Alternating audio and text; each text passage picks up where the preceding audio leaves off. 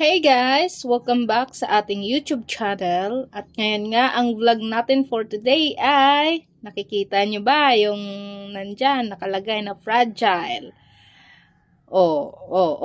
Ayan, nakikita nyo na. So, i-unbox natin yan at ito ay super napaka-importante ngayong panahon dahil sa sobrang init na dulot ng panahon.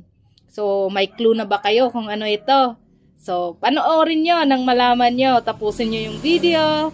At sana ay mag-subscribe kayo, mag-comment, mag-like. Thank you for supporting us sa ating vlog. At sana ay patuloy nyong suportahan ang ating araw-araw na pag-vlog. Ayan, so, simulan na natin. Let's go! Ayan. I-open natin to. May idea na ba kayo kung ano to? So, bigyan ko kayo ng clue. Ang clue natin ay ito ay isang napaka-importante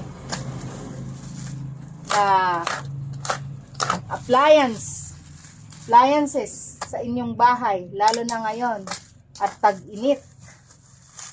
So, anong hula nyo, guys? Anong hula nyo?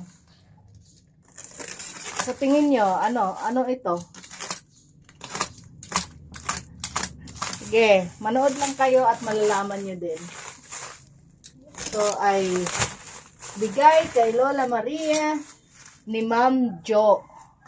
Kasi, sobrang nahihirapan si Lola sa kanyang bahay na napakainit. So, alam niya na kung ano to. Ito ay isang napaka-importanting bagay kay Lola. Ayan. Ayan o. Unbox natin ang regalo kay Lola ni Ma'am Jo. Yan. So, tingnan natin kung baka na-scam tayo. Kasi, in-order natin to online. Baka bato ang laman. Diba? So, ayan. Charan! Welcome! Charan! Ano kaya to? Sa tingin nyo? Ayan o.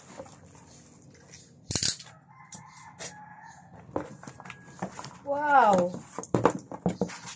Wow. Ano kaya ang laman nito?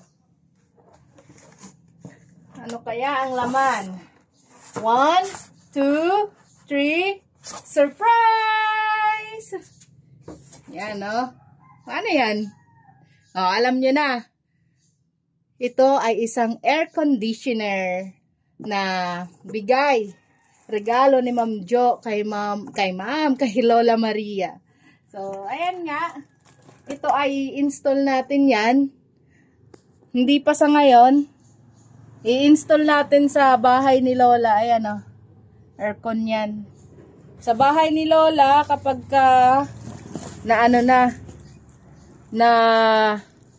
nagkaroon na siya ng kuryente. Sa ngayon, ay dito muna to sa bahay kasi nga wala pa namang kuryente si Lola at magtatawag pa tayo ng ano ba tawag doon? Electrician ba yung tawag doon? Na mag-i-install sa ganitong appliance. So, yun nga. Yun lang. So, update ko ulit kayo kung kailan natin i-install ang air conditioner ni Lola sa kanyang bahay. At si Lola ay nagbabakasyon pa sa ibang lugar. Kasi nga, bawal muna siyang umuwi sa kanyang bahay. At least, nandito na yung kanyang aircon. At mabilis na lang yan. Kapag malapit nang umuwi si Lola, ipapa-install na natin yan. Ano? At meron pang bigay si Ma'am na rice cooker. Teka lang. Nandito ang rice cooker ni Lola. Ito oh. Ayan. I-unbox din natin yan. Sige.